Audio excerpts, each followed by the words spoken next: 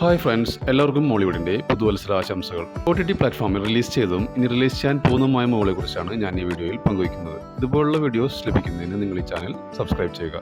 First ഒരു മലയാളം മൂവിയാണ് ജഗള. മറീന മിഖായൽ കുരിശിങ്കൽ, സന്തോഷ് കീഴാറ്റൂർ, ബാലേന്ദ്രൻ ചുള്ളിക്കാട് എന്നിവരെ കേന്ദ്ര കഥാപാത്രങ്ങളാക്കി ശ്രീദേവ് കപൂർ സംവിധാനം ചെയ്ത സിനിമയാണ് ജഗള.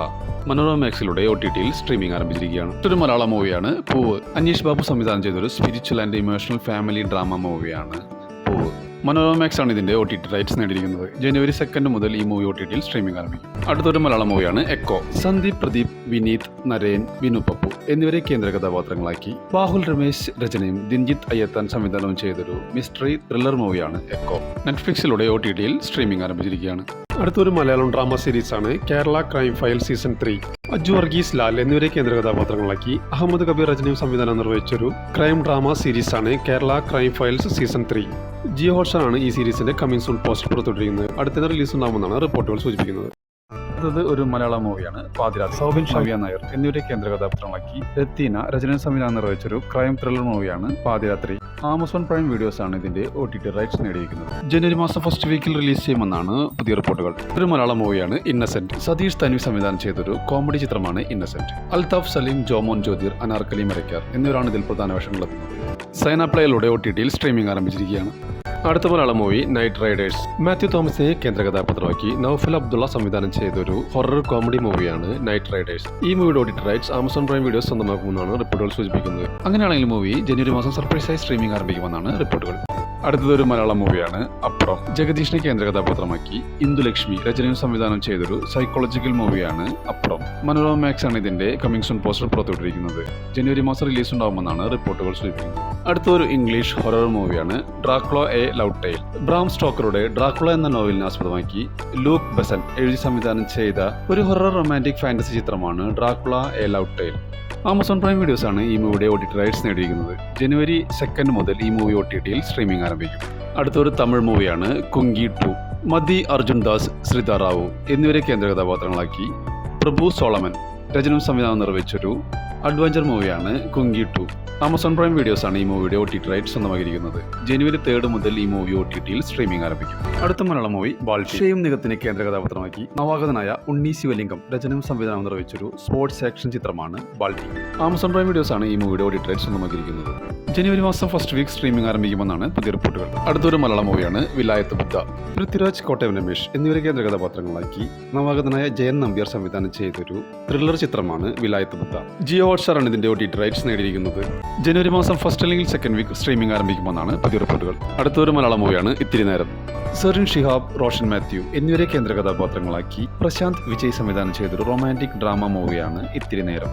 സൺനെക്സ്റ്റിലൂടെ OTTയിൽ സ്ട്രീമിംഗ് ആരംഭിച്ചിരിക്കുകയാണ്. അടുത്ത Malayalam movie Kalamkaval.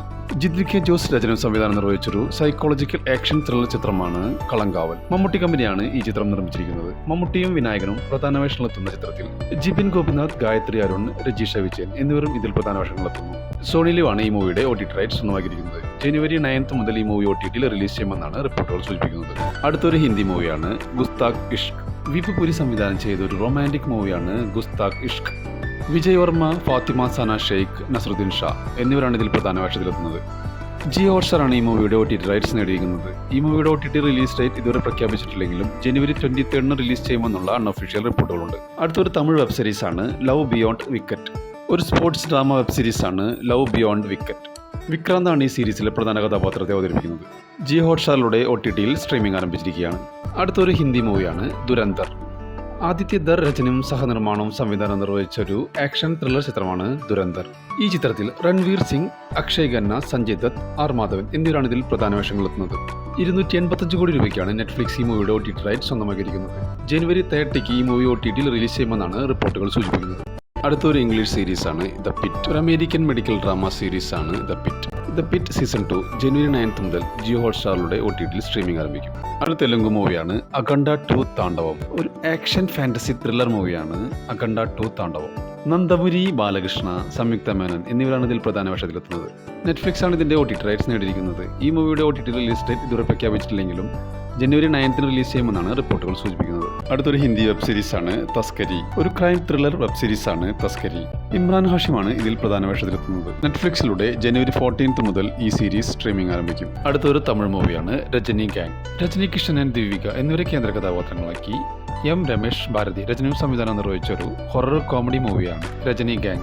Amazon Prime വീഡിയോസിലൂടെയും സിംപ്ലി സൗത്തിലൂടെയും OTTയിൽ സ്ട്രീമിംഗ് ആരംഭിച്ചിരിക്കുകയാണ്. അടുത്തൊരു ഹിന്ദി മൂവിയാണ് 120 ബഹാദൂർ. ഫർഹാൻ അക്തർ, റാഷി ഖന്ന എന്നിവരെ കേന്ദ്ര കഥാപാത്രങ്ങളാക്കി റസനീഷ് റാസിക്കായി സംവിധാനം ചെയ്തൊരു ആക്ഷൻ മൂവിയാണ് 120 ബഹാദൂർ. ആമസോൺ പ്രൈം വീഡിയോസ് ആണ് ഇതിന്റെ OTT റൈറ്റ് സ്വന്തമാക്കിയിരിക്കുന്നത്. ജനുവരി 16 മുതൽ ഈ മൂവി OTTയിൽ സ്ട്രീമിംഗ് ആരംഭിക്കും. അടുത്തൊരു വെബ് സീരീസ് ആണ് freedom at midnight season 2. ഒരു ഹിസ്റ്റോറിക്കൽ ഡ്രാമ വെബ് സീരീസ് ആണ് freedom at midnight season 2.